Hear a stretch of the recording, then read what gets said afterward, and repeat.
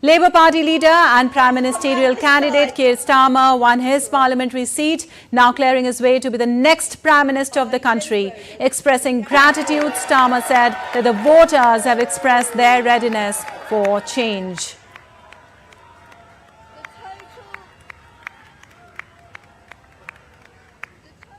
Tonight, people here and around the country have spoken, and they're ready for change, to end the politics of performance, a return to politics as public service.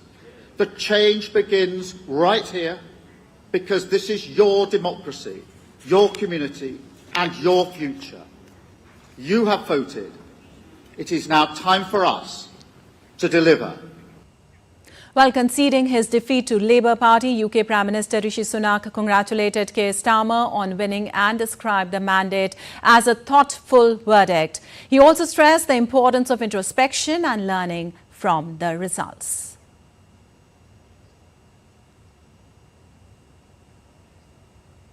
On this difficult night, I'd like to express my gratitude to the people of the Richmond and Northallerton constituency for your continued support. The Labour Party has won this general election, and I have called Sir Keir Starmer to congratulate him on his victory. Today, power will change hands in a peaceful and orderly manner, with goodwill on all sides. That is something that should give us all confidence in our country's stability. The British people have delivered a sobering verdict tonight. There is much to learn and reflect on, and I take responsibility for the loss. To the many good, hard-working Conservative candidates who lost tonight, despite their tireless efforts, their local records of delivery, and their dedication to their communities, I am sorry. I will now head down to London, where I will say more about tonight's result before I leave the job of Prime Minister, to which I have given my all. I will then return here, to my family's home, and I look forward to spending more time with you all in the weeks, months, and years ahead. And for more on this, we have Ollie Barrett joining us from Westminster in London. Well, Ollie, Labour Party wins a landslide victory. Starmer wins his parliamentary seat. Can you summarise the overall outcome of the 2024 UK elections and initial reactions from the leaders as PM-to-be Starmer says voters are ready for change and Rishi Sunak conceded defeat and took responsibility for the loss? Yeah, the immediate summary we can't do quite yet, and that's just because all of the constituencies haven't yet been counted. But what we do know, and what we absolutely can say now with certainty, is that Labour has won this election. They are over that magic number of 326 seats needed for a majority in the House of Commons behind me. So victory is assured, and we heard that from Rishi Sunak as well, the concession to Labour, that Labour has won this election and that he's called his opposite number, Keir Starmer, to concede and congratulate him as well. So we know that now the next steps of that process will be in place in terms of Keir Starmer at some point today going to the King to be asked to form a government and then going to Downing Street to enter that famous black door, we presume with a speech outside on the street, as is the custom in this country. But to summarise where we are pretty sure we're headed, it is to a very large majority indeed. We just don't know the exact numbers just yet, but the scale of the majority is going to be historic for Labour, and the scale of the swing away from the Conservative Party is also historic for the Conservatives, and that's why I think you saw Rishi Sunak apologising to his party members, to his party activists, to his candidates for the campaign for which he says he takes full responsibility. He looked at times up on that stage in Northallerton and Richmond in Yorkshire, despite having won that seat himself. He looked like a broken man at times, very sombre indeed. He knows that he launched an election campaign for the Conservatives with them way behind in the polls, thinking he could win. Many of his party faithful sceptical about the timing of the election that he launched, and many will now think that it was the wrong timing. Yeah, as Rishi Sunak apologised also, and as the Conservatives absorbed the shock of this historic defeat that will leave the party totally depleted and in disarray, will this also spark a contest to replace Rishi Sunak as their leader?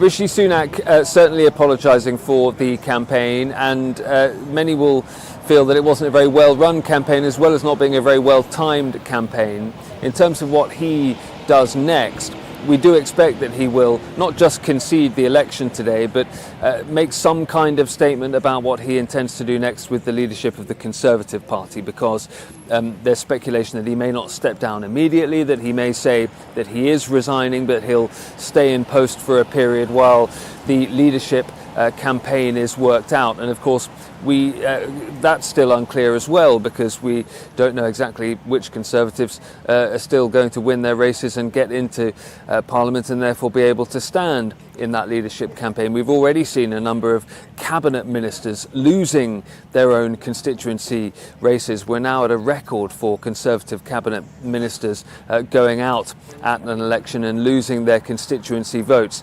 So a very, very difficult campaign for the Conservatives, a very difficult evening, morning for the Prime Minister, but still duties for him to carry out as he shepherds the party towards a new leader of some sort at some point. Indeed, a difficult morning for the Conservatives. But if we talk about Nigel Farage, leader of the Hard Right Reform UK party, he emerged victorious in the election for Clacton-on-Sea and finally becoming a lawmaker on his 8th attempt following 7 previous unsuccessful tries.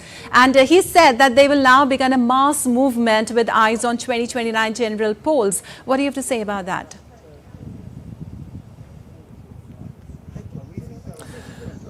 That's going to be fascinating, exactly what Nigel Farage does with this opportunity, does with the ability to sit on the benches in the House of Commons as the leader of a political party with several MPs. Again, we don't know how many MPs Reform UK are going to have. The exit poll said it could be 13. There are various onlookers at the moment who think it might end up being less than that. There were times during the early stages of the count when there were Labour figures worrying as well that it could end up being more than that. But certainly Nigel Farage is a personality, is a character that will make an impression here at Westminster. Exactly what he does with that remains to be seen. Does he want to spend all of his time here at Westminster on issues of the day, trying to influence legislation, or does he want to use being a member of Parliament really as a vehicle for other types of campaigning, for getting out and about in this country and potentially in the United States and other countries as well, to boost his own profile. So very much remains to be seen what comes next for Reform UK. But as you say, Nigel Farage insists that he can take this party towards becoming a mass movement, and he says that come the next election,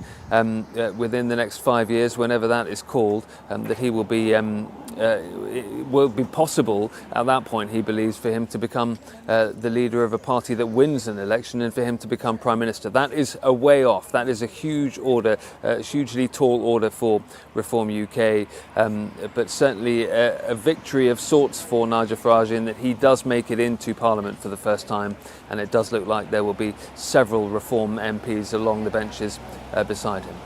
All right, Ollie. Also, if we talk about Starmer, his efforts to drag a Labour Party to the centre of British politics seems to have paid off, as he promised a decade of national renewal and is now ready to take the Britain's top job.